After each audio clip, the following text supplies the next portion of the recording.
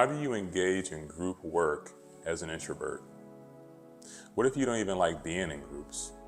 You really prefer to work alone, and being in groups, the thought of it just bothers you.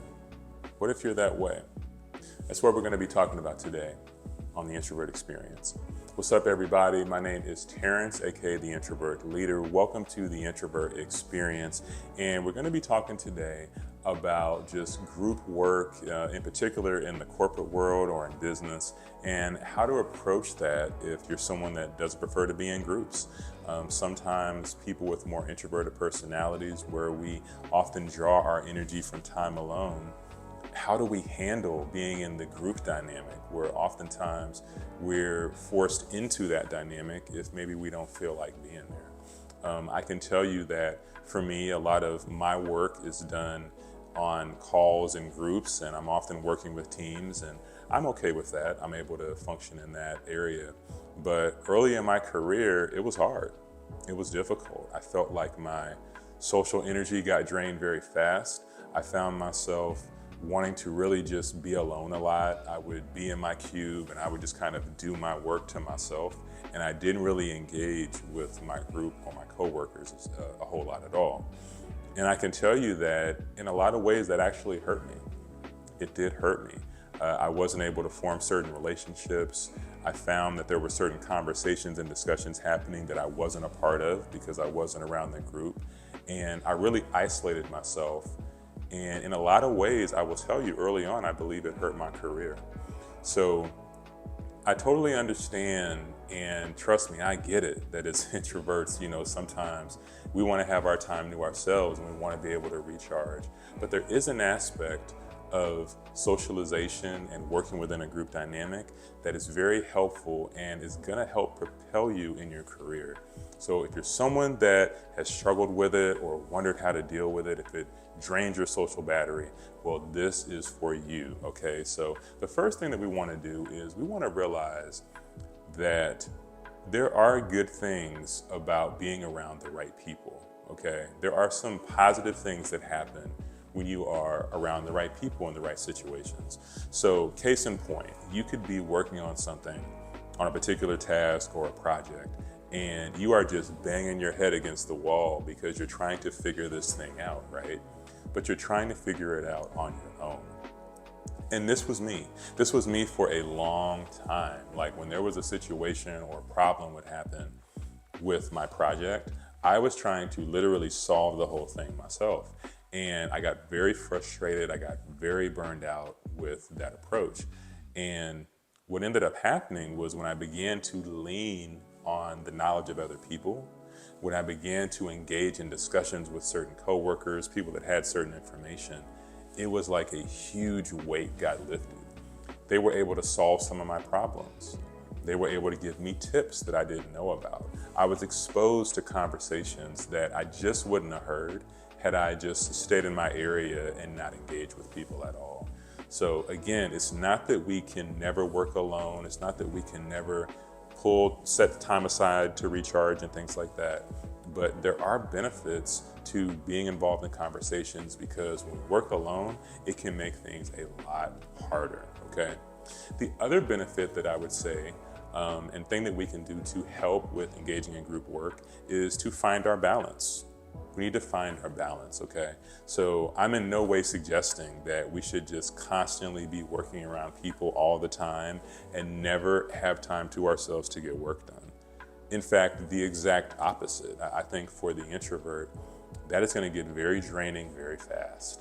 When you never have time to work to yourself, you never have time to think and get your thoughts out, that is a recipe for disaster, okay? And for burnout. So being able to find your balance. Hey, I might have meetings with people 5 hours out of my day, but for these other few hours, I want to be able to block off my calendar, get some work done to myself, be able to think about what I even heard in the meetings, be able to process it, and then come back to the table with my thoughts and actually work some tasks. So the ability to be able to find that balance, very, very key. How do introverts lead in an extroverted world? a world where the loudest voices and the most social people seem to thrive. Well, there's a secret that any introvert can turn into a superpower. That secret is calmness. To learn how to transform your leadership as an introvert, download the Calm Effect today.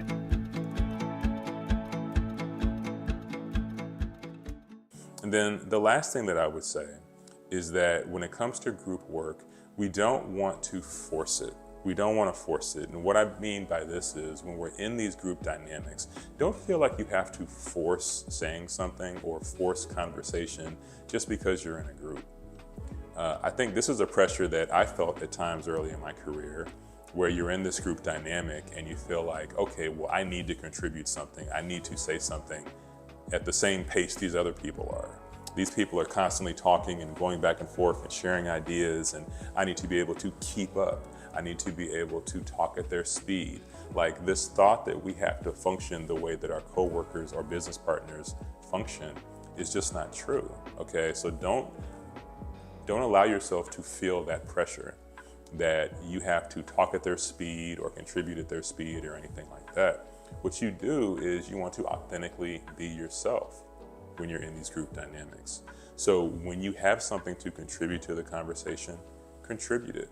When you have something to add, go ahead and do that. But if you don't, that's okay as well. It is perfectly okay to be in observation mode sometimes. Being in observation mode means you're listening. It means you're picking up on all the things in the conversation, and it actually can help with when you are gonna add something and say something in that conversation, all right?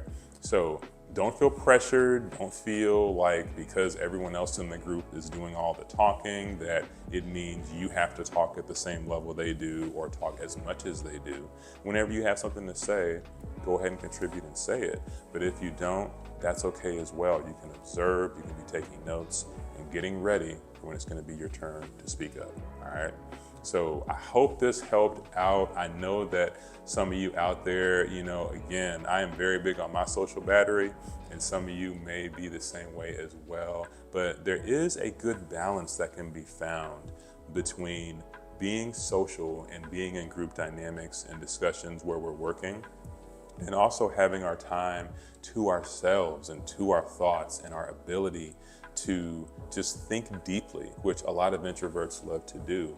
And that's very important. Being able to deeply think through our thoughts is an important thing. So when we find that balance of those two things, I truly believe that's where we find our most power, all right? So I hope you found this to be helpful, and I also hope you have an amazing rest of the week. And remember, as always, there's only one you, and there's only one life. So make it count. God bless.